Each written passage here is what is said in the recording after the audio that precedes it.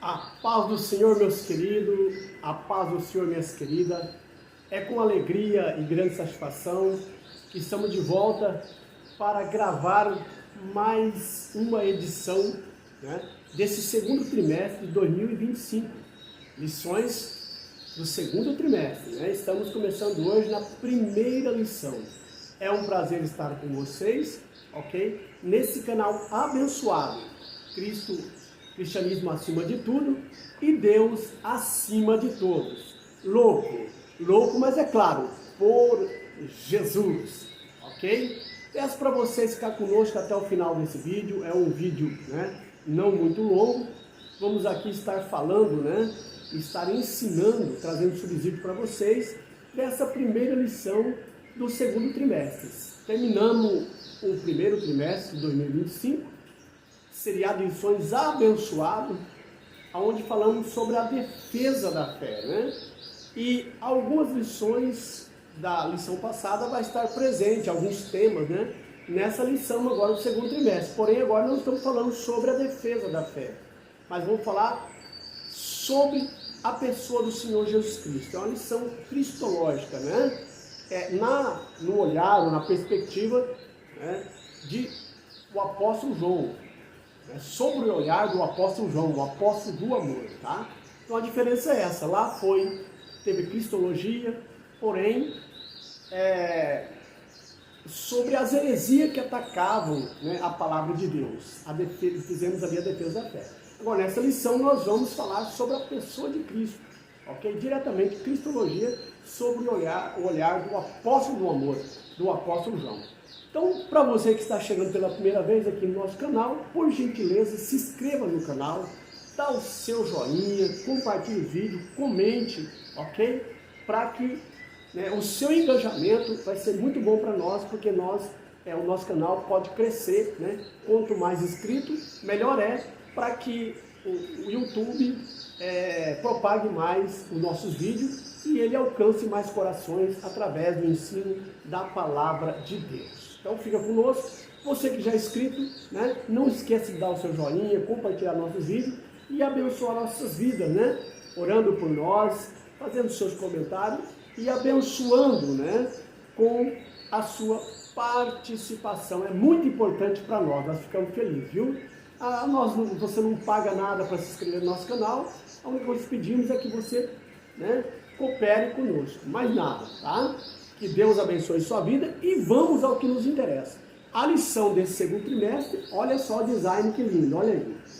Eu estou com a lição maior, E acredito que dá para vocês verem tudo, Olha aí, E o verbo se fez carne, Sobre o olhar do apóstolo do amor. Olha que design, olha que capa de revista maravilhosa. Aí vocês vão ver aqui que tem, umas figuras, uns desenhos. O que significa isso? Jesus Cristo, pregando, ensinando seus discípulos sobre o monte, tá? E aí, certamente o apóstolo João está aí, com o seu olhar em Jesus e posteriormente, escreveu sobre a pessoa do nosso Senhor Jesus Cristo com muita precisão. E nós vamos estudar essa lição, ok? Que é escrita pelo nosso evangelista, o apóstolo João, tá? O apóstolo do amor. Então, é uma lição promissora, que promete, e vamos aprender como nós aprendemos na lição anterior. O nosso comentarista desse segundo trimestre é o comentarista Helenay Cabral, tá? É um pastor, um teólogo renomado e abençoado. Nesse trimestre, meus queridos, vamos estudar o Evangelho de João, como eu já disse nisso. Em comparação com os outros 3 evangelhos, Mateus, Marcos e Lucas, considerados evangelhos sinóticos, ok? São semelhantes. O de João diferencia, O de João destaca-se especialmente por centrar-se no ministério de Jesus em Jerusalém. O autor deste evangelho, o apóstolo João, redigiu este valioso documento com a intenção de revelar a singularidade da natureza divina do nosso Senhor, e, ao mesmo tempo, encorajar a fé de seus discípulos, tá? E que possamos também ser fortalecidos e inspirados na nossa fé em Jesus Cristo, no nosso Senhor Salvador, através dessa lição do apóstolo João, tá? Então é muito importante, nós temos aqui essa introdução, ok? Então nesse mês, como eu já disse, nós vamos estudar, né, esse evangelho do apóstolo João, e entre outros tópicos discutiremos, tá, a divindade de Jesus, a obra transformadora do Espírito Santo, os milagres realizados pelo Mestre, crucificação, morte e ressurreição do Senhor, e em nossa primeira lição realizaremos um estudo introdutório sobre este evangelho, analisando a sua estrutura, objetivos, tá? Para nos apoiar nesse estudo, teremos como referência, como eu já disse, tá, o comentarista pastor Elienay Cabral. Ele atua como consultor doutrinário e teológico da CGADB e da CPAD. E além de conferencista, ele é autor com várias obras editadas pela editora, tá? CPAD. Então, o homem não é brincadeira, o homem tem bagagem, ok? Então, dito isto, nós vamos para o nosso tema da nossa lição, ok? Qual é o tema da nossa lição? Essa lição é a lição de número 1, vai ser licionada na sua igreja, tá? No dia 6 de abril de 2025, ok? Porém, estamos aqui adiantando para que você tenha subsídio, né? Com antecedência para você assistir os nossos vídeos e estar aí com subsídio para licionar na sua classe, você que é aluno, para tirar nota 10, né, na sua sala de aula. O verbo que se tornou em carne. Olha aí. O que significa isso, o verbo que se tornou em carne? Então esse texto está no Evangelho, segundo escreveu João, capítulo 1, versículo 14, e é a doutrina da encarnação de Jesus. Jesus nunca foi criado, porém se tornou humano. Ok? Olha o mistério. Jesus é ilimitado, porém se limitou a um corpo físico. Jesus tinha toda a glória, mas abriu mão e esvaziou-se para se tornar servo. Ok? Isso significa que, na verdade, Deus foi visto em carne e osso, habitando entre nós. Isso que significa o verbo que se tornou em carne. Então, se você chegasse, né, lá na Palestina, ok? E perguntasse naquela época onde morava o Filho de Deus, com certeza as pessoas iam dizer, na rua direita, na casa da sua mãe Maria e do seu pai José. Então, que maravilha! O próprio Deus se fez carne e habitou entre nós. Irmão, isso é maravilhoso.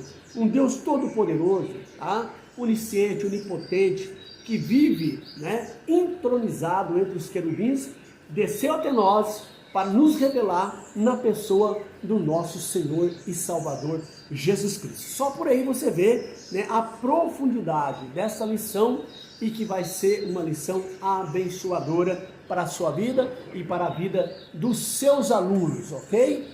Vamos avançar aqui então, o texto áudio.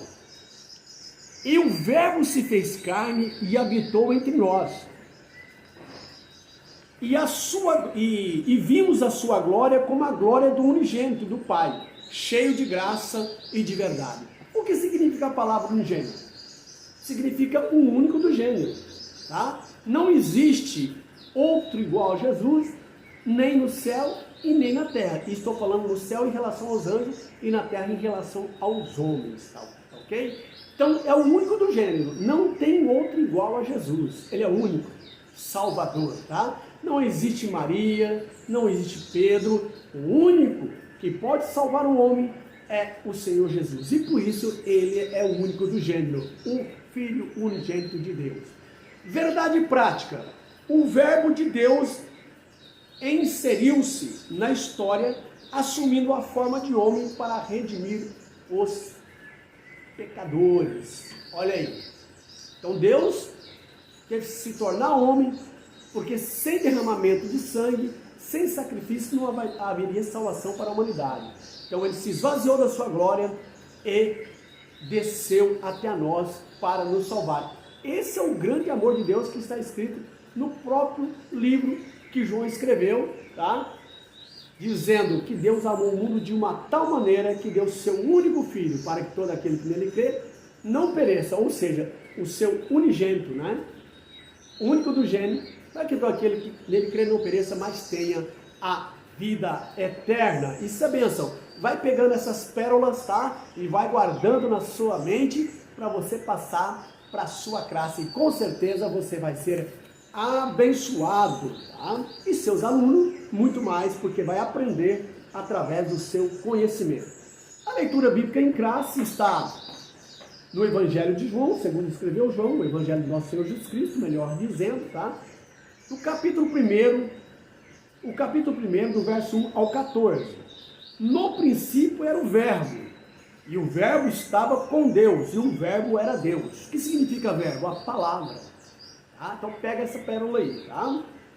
Ele estava no princípio com Deus, todas as coisas foram feitas por ele, e sem ele nada do que foi feito se fez. Como Deus fez para criar todas as coisas? Haja através da palavra. E o verbo é a palavra, e a palavra é o Senhor Jesus Cristo. Nada que foi feito não foi feito sem ele. Tudo foi feito para ele, por ele e para a sua glória. Pega mais essa pérola aí, meus queridos. Vejam agora. Nele estava a vida, e a vida era a luz dos homens. Ok? E a luz resplandeceu nas trevas, e as trevas não a compreenderam. Houve um homem enviado de Deus, cujo nome era João. Este veio para testemunhar, para que testificasse da luz, para que todos crescem por ele. Não era ele a luz, mas veio para que testificasse da luz. Ali estava a luz verdadeira, que alumia todo homem que vem ao mundo. Ele estava no mundo, e o mundo foi feito por ele, e o mundo não o conheceu. Veio para os que era seu, e os seus não o receberam. Mas a todos quanto receberam, deu-lhes o poder de serem feitos filhos de Deus. Então veio para os judeus, mas Deus não recebeu. Então ele veio para todos os gentios, e todos que aceitaram a Jesus podem ser chamados, né? Podem ser feitos filhos de Deus. Aos que creia, lógico, no seu nome, tá? Tem uma condição, tem que crer no nome de Jesus. Os quais não nasceram do sangue, nem da vontade da carne, nem da vontade do varão, mas de Deus. Nasceu da palavra, nasceu do Espírito Santo, nasceu do alto, tá? Da vontade de Deus. E o Verbo se fez carne e habitou entre nós. E vimos a sua glória como a glória do unigênito do Pai, cheio da graça e de verdade. Então, Jesus é a imagem exata de Deus, do Deus invisível, tá? A glória de Deus, ok? Jesus é resplandecer ao mundo. Avançando, já lemos a introdução. Os nossos objetivos, não poderia deixar de citar os objetivos da lição. Primeiro, apresentar as informações introdutórias sobre o Evangelho de João. Segundo, revelar o Senhor Jesus como o Verbo de Deus. Terceiro, explicar tanto doutrinariamente como biblicamente a manifestação do Verbo, ok? Como eu fiz um resumo dessa lição para o nosso vídeo não ficar muito delongado, certo? Para você ter paciência para nos assistir até o final. Então, eu tenho aqui o resumo da nossa lição com subsídio maravilhoso que você vai aprender muito. Vamos então ao nosso primeiro ponto, certo? Do nosso conteúdo, da nossa lição de número 1. Primeiro ponto, o Evangelho de João. Você pode dizer primeiro ponto, o primeiro tópico, tanto faz, como queira, tá? Então, o Evangelho de João. No primeiro ponto, ou no primeiro tópico, nós temos os subtópicos, que nós vamos, né, discorrer. Então, no primeiro subponto, nós temos aqui a autoria e a data. Então, aqui, é um panorama, né? Nós vamos ter um panorama que é uma lição introdutória, e é lógico que nós vamos entrar mais a fundo a partir da segunda lição em diante, tá? Então aqui é só uma lição introdutória. O Evangelho de João foi escrito entre 60 e 100, né? Entre 60 e 100 depois de Cristo, tá? Aí no primeiro, entre o primeiro e o segundo século, tá? Precisamente mais para o segundo século, ok? E a autoria tradicional é atribuída a João, o discípulo que Jesus amou. Mas há também quem defende a autoria autônoma, tá? Então uma divergência aí, mas não vamos entrar nesse detalhe, né? Vamos ficar com a Bíblia e com a maioria dos teólogos, ok? Os primeiros escritores cristãos do século II depois de Cristo, tá? Que é o que nós falamos, acreditavam que João escreveu o Evangelho em Efésios, na cidade de Efésios, onde ele foi pastor, tá? Na Ásia Menor, atual hoje Turquia, ok? O papiro, na página 52, descoberto no século passado, é um fragmento que contém os trechos de João, né, do capítulo 18, esse fragmento contém, tá? O capítulo 18, versículo 31 ao 33 e o versículo 37 ao 38. E é normalmente datado por volta do ano de 125 depois de Cristo. Então, está mais ou menos, né, batendo com a outra data.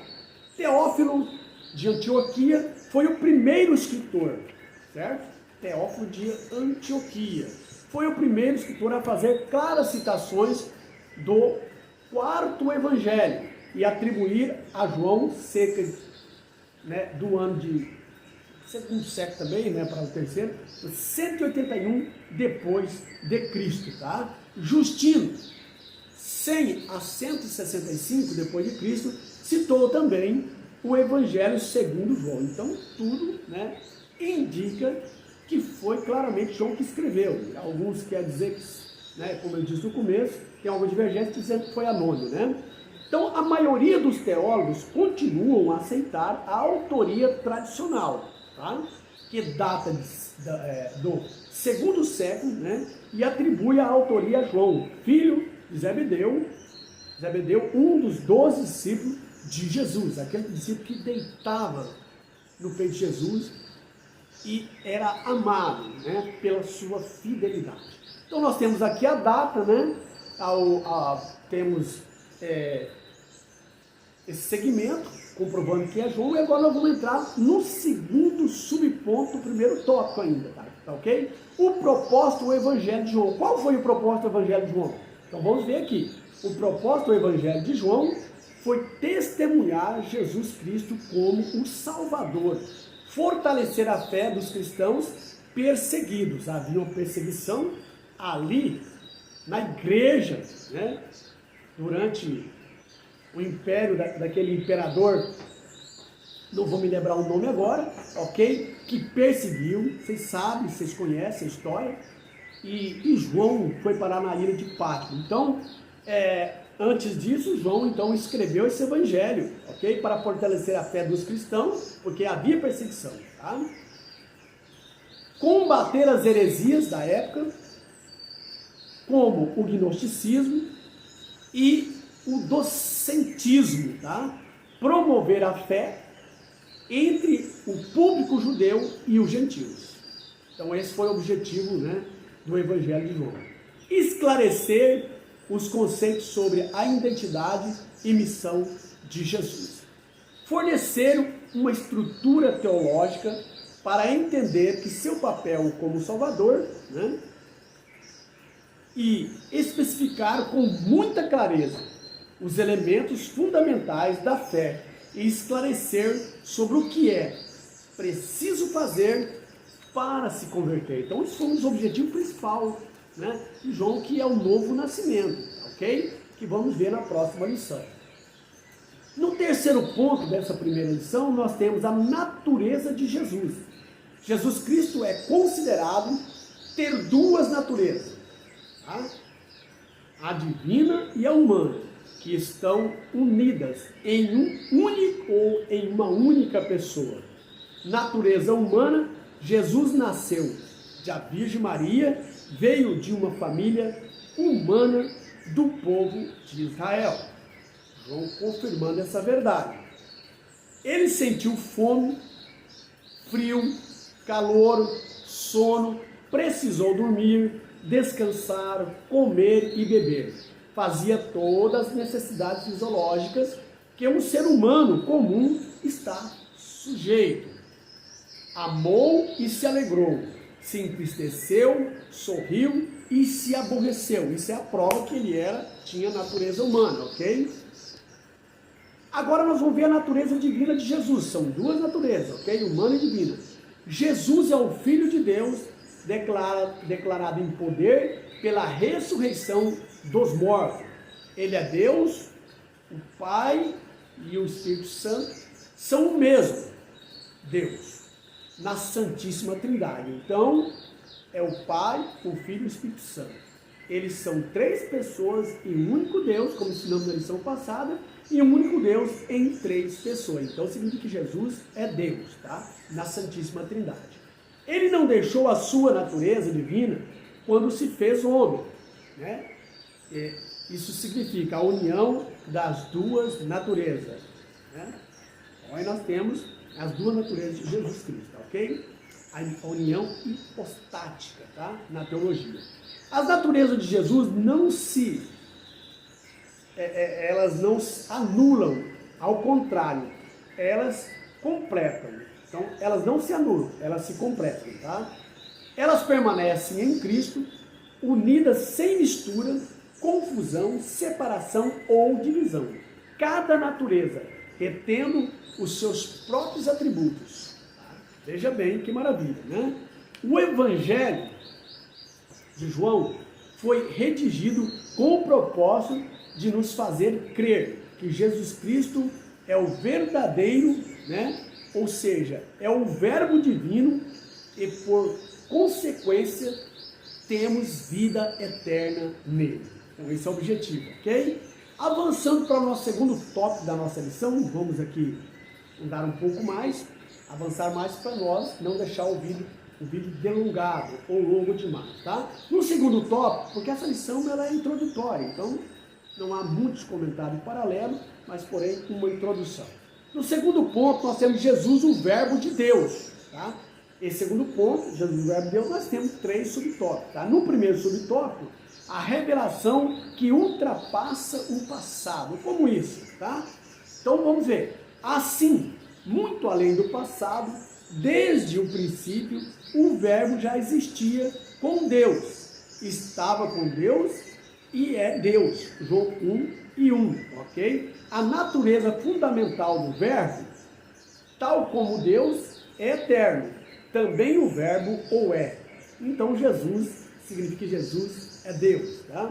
Antes que houvesse matéria criada, havia o Verbo, o Filho de Deus. E todas as coisas foram criadas pela palavra, que é Jesus. Ou seja, todas as coisas foram criadas pelo Verbo, que é Jesus. Todas as coisas existem por Ele e sem Ele nada que existe existiria, tá? Maravilha! Avançando para o segundo subponto, a natureza fundamental do Verbo. O que significa isso? Tal como Deus é eterno, também o Verbo o é. Mais adiante, em Apocalipse, o apóstolo João descreve o Verbo como o Alfa, o Ômega, o princípio e o fim. Diz o Senhor, que é e que era e que há de vir, o Todo-Poderoso. Apocalipse 1:8. Foi isso que João, ao revelar ali para Jesus, Jesus ao revelar para João ali na ilha de Pátmos, né? Ele então aparece a João e fala essas palavras maravilhosas, tá? Na teologia cristã, o Verbo de Deus é uma manifestação viva da vontade divina, que cria ordem e significado ao mundo. O Verbo é eterno, tal como Deus. Olha que maravilha, tá? E é ativo, criador. O Verbo, entre aspas, Jesus, é a palavra de Deus que se comunica com a criação. Então, no passado, no Antigo Testamento, Deus falou através dos profetas aos pais. E agora, na graça, Deus fala através do seu Filho, o Verbo, a palavra viva, né? O Verbo é uma manifestação da vontade e do propósito divino, da Trindade, ok? Os três têm o mesmo propósito, o Pai, o Filho e o Espírito Santo, e eles são Deus, ok? É três pessoas e um único Deus. O Verbo tornou-se em Jesus corporalmente visível para que a pessoa, né, para que as pessoas pudessem ter uma noção do Pai invisível. Então, Jesus disse, quando Tomé disse, nos mostra o Pai, nos basta. Ele falou, eu tenho estado com vocês, não tem me visto, eu e o Pai somos um. Então, quem vê Jesus, vê o Pai. E alguém disse que quando eu chegar no céu, nós vamos ver o próprio Jesus, né, na pessoa, a pessoa do Pai no próprio Jesus, ok? São especulações, mas não vamos entrar nesses detalhes, ok? O Verbo de Deus, portanto, não é apenas uma palavra falada ou escrita, mas uma manifestação viva da vontade e do propósito de Deus. Tá? A ideia de que o Verbo é ativo e criador é central na teologia cristã, pois implica, veja bem, que Deus se comunica com a criação através de sua palavra, trazendo ordem e significado ao caos. Tá?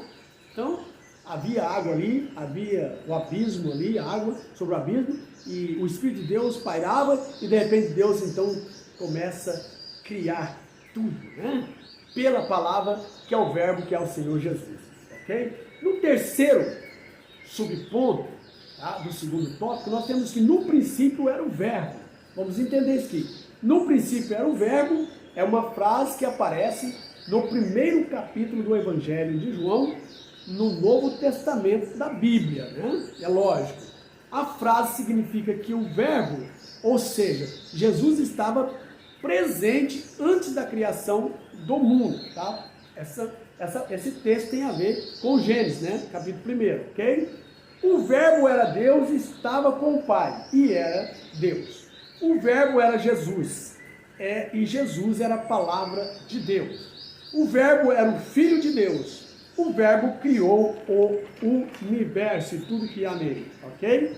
A palavra verbo vem do grego, logos, que originalmente significa palavra. A construção da frase com o vocábulo ativo verbo, ou o vocábulo ativo verbo, em masculino, né? O verbo, ele tem a forma masculina, me fugiu a palavra agora, o gênero, né? É flexionado no masculino, ok? Então a construção da frase com vocativo, verbo, em masculino, pode submeter a versão feminina palavra. Então uma palavra e o verbo, tanto faz, é o Senhor Jesus. Ele é o verbo, ele é a palavra. Ou seja, a palavra ou o verbo é o próprio Jesus. O Evangelho de João retrata Jesus como o verbo divino que se fez presente na história da humanidade. Que maravilha! Avançando agora, meus queridos, sem mais delongas, para o terceiro e último tópico dessa missão maravilhosa, né? Que chegou abençoada para te abençoar você e a nós também. No terceiro tópico, nós temos a encarnação do Verbo com 3 subtópicos. Então vamos ver no primeiro subponto, com 3 subpontos, melhor dizendo. A manifestação do Verbo é a luz do mundo. A manifestação do Verbo e a luz do mundo, ok? Então vamos lá. A manifestação do Verbo e a luz do mundo são conceitos bíblicos que se relacionam com a mensagem de Jesus, como Salvador e Libertador. As trevas simbolizam a obscuridade espiritual provocada pelo pecado. Então vocês sabem quem é o autor do pecado, né? Deus criou o céu sem pecado, os anjos tudo sem pecado, mas Satanás se tornou pecado, ok? Então, no entanto, Deus enviou João Batista para testemunhar, tá? Então as trevas simbolizou a obscuridade espiritual provocada pelo pecado. ou seja, por Satanás. No entanto, Deus enviou João Batista para testemunhar e proclamar sobre a luz. João capítulo 1, versos 6 ao 8. A verdadeira luz é Cristo, que foi anunciada por João, mas que os homens decidiram rejeitar essa luz. João 1 e 9, infelizmente, Mas todos aqueles que aceitaram, mas a todos quanto o receberam, a luz, ao que creram no seu nome, deu-lhes o poder de se tornarem filhos de Deus. Então não tem uma condição, tem que crer para se tornar filho de Deus na luz, que é o Senhor Jesus Cristo, a luz do mundo, ok? Avançando para o segundo subponto da nossa lição, do terceiro e último tópico, privilégio de nos tornarmos filho de Deus. Então nós temos aí, na teologia, filho por criação, filho por formação, filho por eleição, filho, por adoção, tá? Então tem esses 4, 5 tipos de filhos, ok? Então nós vemos aí, agora nós vamos em filho por criação, como eu disse, Então vamos ao que nos interessa. O privilégio de ser filho de Deus é um presente de Deus que nos torna herdeiros, perdoados e co-participantes da natureza divina. Então nós somos filhos por adoção, ok? Portanto, o homem tem direito de se tornar filho de Deus somente se crê no nome de Cristo. Essa é condicional. Para você ser adotado, para ser irmão de Jesus, ser adotado por Deus, você tem que crer no Filho, que é Jesus Cristo. Aí você vai ser adotado por Deus e considerado em todos os filhos adotados, No cartório tem os mesmos direitos do filho legítimo, ok? Do unigênito do pai. E ele vai dar o direito de você sentar no trono com ele, tá? Na última igreja ali de Apocalipse, Laodiceia, tá? Quando ele o recebe, a pessoa recebe Jesus, nasce de novo e é feito filho de Deus. Nem todas as pessoas são filhos de Deus, no sentido bíblico, tá? Eu sou filho, não, nem todos. Agora, no sentido de como criatura, sim, tá? Isso significa compreender que todos os homens nascem criaturas de Deus. Mas no sentido de criatura, todos são filhos. Mas filhos por adoção, para co-participar da glória de Deus, é só aqueles que aceitaram Jesus como Salvador. No terceiro e último subponto do terceiro tópico, nós temos aqui a manifestação e a habitação do Verbo, tá? Então vamos ver o que significa isso. A manifestação do Verbo é a presença de Jesus no mundo. Essa é a manifestação do Verbo. Ele veio ao mundo, ok? E a habitação do Verbo é a presença de Jesus no crente, em nós. Entenderam? Marcos 16 e 2. Pega essa pérola aí, ok? Não deixa escapar. Ele, pois, saindo pregaram, os apóstolos saíram pregaram por toda parte, cooperando e confirmando com os sinais que o seguiam. Jesus estava habitando nos apóstolos. Outra prova aqui, tá? É Mateus 28 e 20. E eis que estou convosco todos os dias, até a consumação do século. Jesus está em nós. Então, como manifestação do Verbo, é a presença de Jesus no mundo. E como habitação é a presença de Jesus no crente, até a consumação do século, através do Espírito Santo de Deus. Manifestação. Jesus se manifestou ao encarnar-se no seio de Maria e apareceu aos pastores no Natal, apareceu aos reis magos na Epifania, ok? Foi batizado por João, iniciou a manifestação do seu poder ao mundo em Caná da Galileia, fazendo o seu primeiro milagre, transformando a água em vinho, e se manifestou ao povo de Israel. Habitação. Vamos falar sobre habitação. Jesus quer estar em nossas reflexões, encontro e em tudo que nós fazemos. Ele quer estar em nós, conosco. Quando aceitamos a Cristo, o Espírito Santo habita em nós, por isso ele está em todos os momentos, ok? Deus escolheu se mudar para o nosso espírito. O nosso espírito é a janela de entrada do Espírito Santo de Deus em nosso espírito, em nossa vida, onde ele pode estar mais perto de nós. E por isso devemos conservar santo o nosso espírito, alma e corpo, ok? Aceitar a Jesus é reconhecer que Deus está no meio de nós. Jesus manifestou para nós, para nos mostrar que Deus não se esqueceu do seu povo e está ao nosso lado até a consumação dos séculos e para sempre na glória. A salvação é um dom que Deus oferece a todos os homens, sem exceção, perdoando o tempo da ignorância, né? Que Deus quer que todos se salvem. Por meio da manifestação do Verbo de Deus, a luz do mundo, temos, tá? Já estamos encerrando, temos a bênção de sermos considerados filhos de Deus, pela manifestação do Verbo, da palavra. Olha que maravilha. Meus queridos, não saia daí, vamos fazer a conclusão e logo estaremos orando por você e pela sua família, ok? Então vamos à conclusão. Nessa lição tivemos a oportunidade de iniciar o estudo do Evangelho de João, mostrar a sua relevância e o seu objetivo na vida da igreja. Observamos que a revelação sensível de Deus e a sua intervenção na história tornam o Evangelho de João uma obra única do Novo Testamento. Em João entendemos que a encarnação do Verbo trouxe luz plena àqueles que creem. Assim, através da fé em Jesus, somos denominados e feitos filhos de Deus, para a glória do Senhor Jesus. Então encerramos essa lição do do segundo trimestre, né? A primeira lição, né? Cujo tema é o Verbo que se tornou em carne. Meus queridos, eu te agradeço a cooperação de vocês, aqueles que inscreveram no nosso canal, precisamos de inscrito, tá ok?